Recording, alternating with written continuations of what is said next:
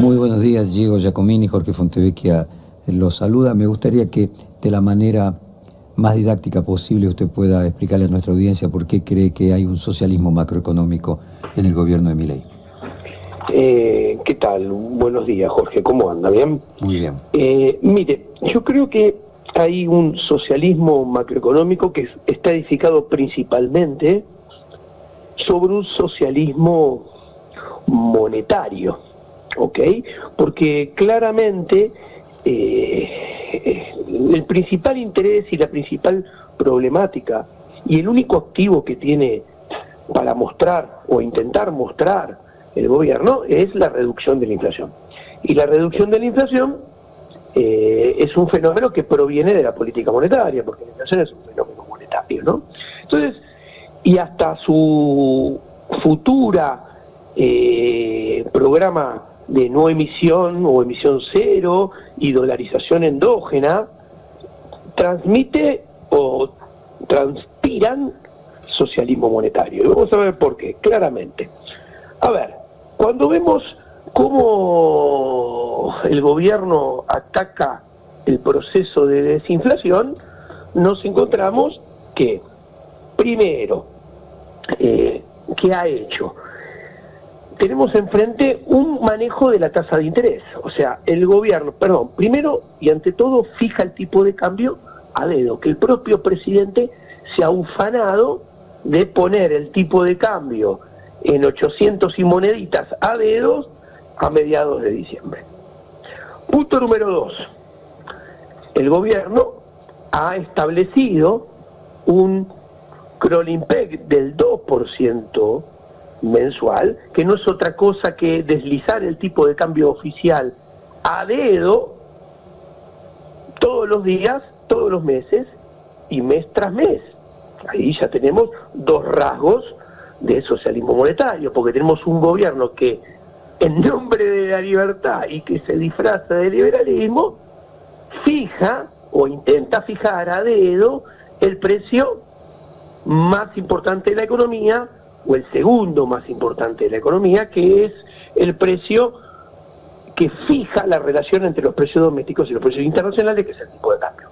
Como si esto fuera poco, aparece una tercera fijación de precios que en el discurso, por ejemplo, del IAEF, no me falla la memoria, el presidente dijo que fijar la tasa de interés era peor que Guillermo Moreno, porque era fijar no solamente los precios en el presente, sino los precios en el futuro y la relación entre precios presentes y precios futuros.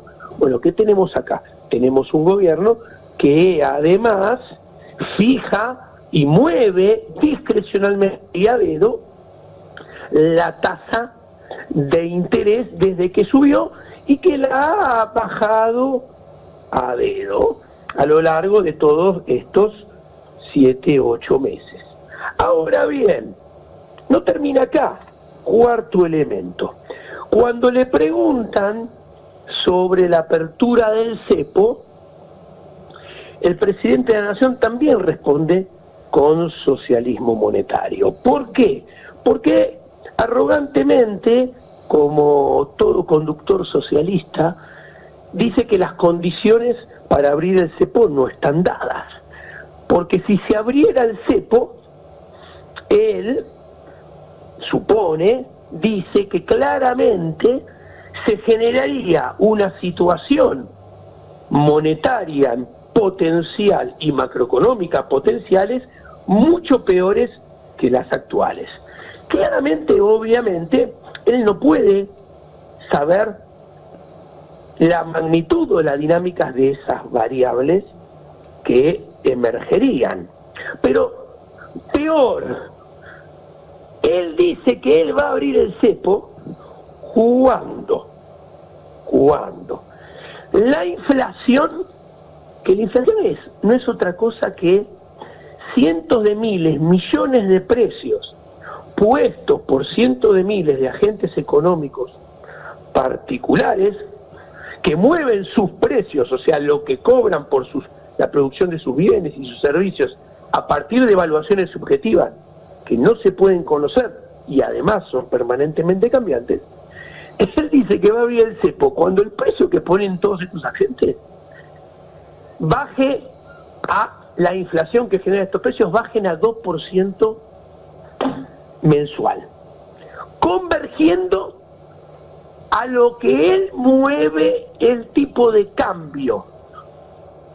Y eso le va a permitir bajar a él la tasa de interés de política monetaria a 2% mensual, con lo cual va a hacer coincidir la inflación al 2 con el crawling pega al 2, con la tasa de interés al 2.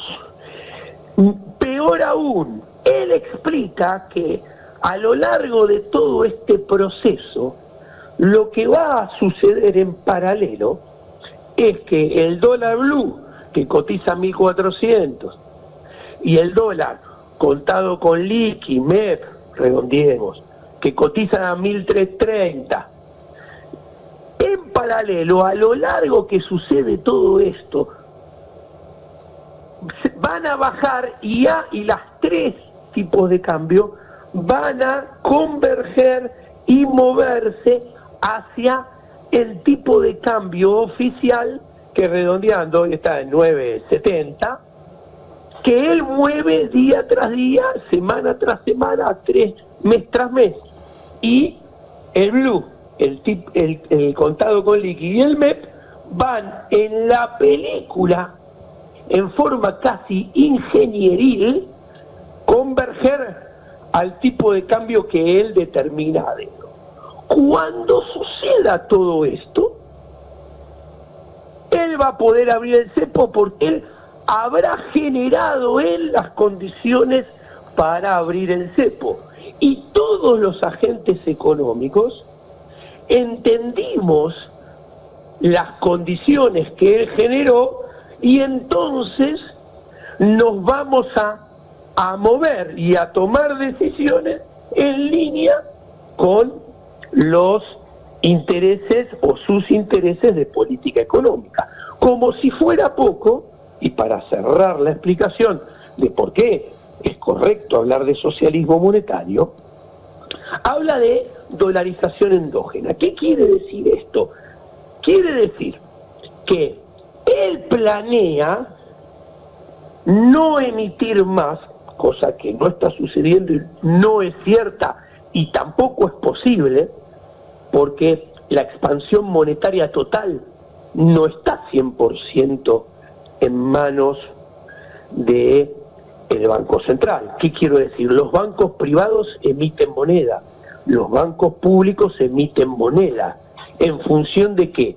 De las decisiones de los directores financieros, los directores comerciales, los depositantes y los tomadores de crédito del sector bancario. O sea, cuando uno entiende que los depósitos y el crédito son parte de la emisión monetaria, uno comprende que la oferta monetaria no está bajo control total del Banco Central, con lo cual hablar de emisión cero es un error intelectual.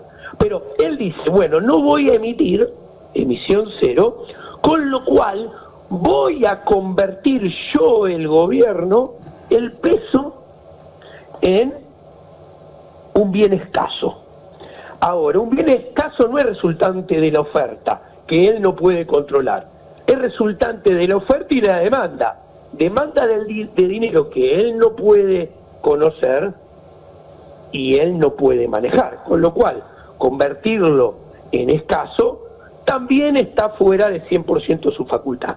Pero él sigue su razonamiento. Lo convierto en escaso. Entonces, al convertirlo en escaso, voy a generar yo desde el gobierno que la gente escupa toda junta dólares para hacer transacciones económicas como por ejemplo de consumo, de inversión, productivas y comerciales. Cuando yo desde el gobierno genero que la gente escupa dólares, doy lugar a una dolarización endógena, o sea, desde adentro del sistema monetario, impulsada por la gente que responde como yo quiero, en el momento que yo quiero, con la fuerza que yo necesito, a ese estímulo que le doy, dolarizando la economía desde adentro, como yo necesito y quiero que lo haga. Ahora, ¿cuál es el problema? Que esto necesitaría una irreal coordinación de todos los agentes económicos que actuaran como el gobierno quiere, con la fuerza que quiere el gobierno, en el momento que quiere, con el timing que necesita. ¿Cuál es el problema? Que si la gente escupe dólares, en realidad la gente estaría desahorrando. Y cuando uno ahorra, uno está ahorrando para consumir más en el futuro. Entonces, que la gente y tener mayor nivel de vida en el futuro.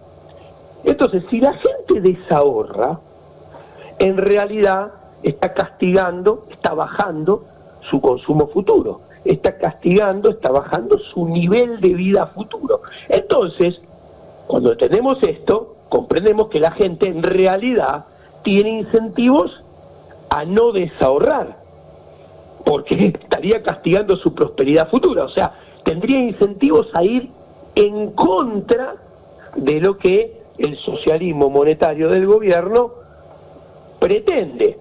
¿Cómo lo vemos esto? En forma descarnada con la frase del ministro de Economía, cuando dice, yo voy a hacer que la gente escupa dólares porque yo voy a hacer que la gente no tenga pesos para que la gente escupa esos dólares y con esos dólares que tenía ahorrados me pague impuestos. Entonces, para cerrar la explicación, acá vemos que nadie se animó a tanto socialismo junto en la historia moderna reciente de Argentina, porque estamos en presencia de un gobierno que quiere que la gente castigue su consumo futuro, su nivel de vida futuro, para trasladar riqueza hacia el Estado. Diego, permíteme. A ver, ya otras veces discutimos sobre, epistémicamente, sobre lo que significaría el anarcocapitalismo, el minarquismo. Vos fuiste quien introdujo a Javier Milei al anarquismo capitalista. La pregunta es si lo mismo que nos pasa en el periodismo, donde los periodistas defendemos la objetividad, pero sabemos que es un faro que nos guía, pero que es absolutamente imposible la absoluta objetividad, pero que es un valor tenerlo como faro para luego poder tratar de acercarse lo mejor a ella. O en el caso de la economía, tu visión es que el anarcocapitalismo es algo que se podría existir. Y creo que debatimos sobre si finalmente el minarquismo es equivalente a la dictadura del proletariado, un proceso intermedio para llegar al fin del Estado. ¿Vos crees que se puede hacer un país anarcocapitalista o que realmente eso es factible? ¿O crees que en realidad es un faro para acercarse en la medida de lo posible? Y si Milei, puesto a ser presidente, lo que descubre, previamente o ex post, es que una cosa es decir, desde el punto de vista teórico, un ideal, pero ese ideal es impracticable y finalmente lo que se va convirtiendo es de anarcocapitalista en neoliberal y de neoliberal en neoclásico. Bueno, yo creo que desde la política institucional no se puede construir un mundo que, como vos decís, anarcocapitalista, sino todo lo contrario, utilizando las instituciones y las reglas de un determinado sistema político, no se puede ir contra el sistema político. ¿Por qué? Porque las reglas, las instituciones de un sistema político están pensadas, construidas y puestas a las prácticas para fortalecer dicho sistema y repeler toda amenaza a dicho sistema. Con lo cual, otro error intelectual es pensar que un anarcocapitalista adentro del sistema político institucional es un topo que lo viene a destruir desde adentro. Todo lo contrario. Si alguien que se proclama como anarcocapitalista y viene de afuera, el sistema lo acepta y en 3 años le permite llegar arriba del sistema, o a la posición más alta del sistema, lo más sensato y lógico para pensar y deducir es que el sistema visualiza que esa persona está o va a hacer lo que al sistema en este momento, en este lugar, más le conviene. Perfecto. Para perpetuarlo. Perfecto. O sea que en realidad, de él ser un topo que destruye el Estado y el sistema lo va a reconvertir a él y lo va a poner en la cama de Procusto. Exactamente. Fue un gran placer, Diego, hablar con vos. Te mando un abrazo grande. Sé que entramos tarde en la nota, te pedimos disculpas por nuestra tardanza, pero teníamos al expresidente Fernández que valía la pena hablar sobre Venezuela. Muchísimas gracias. Hasta luego, un placer enorme. Acabamos de hablar con el economista Diego Giacomini.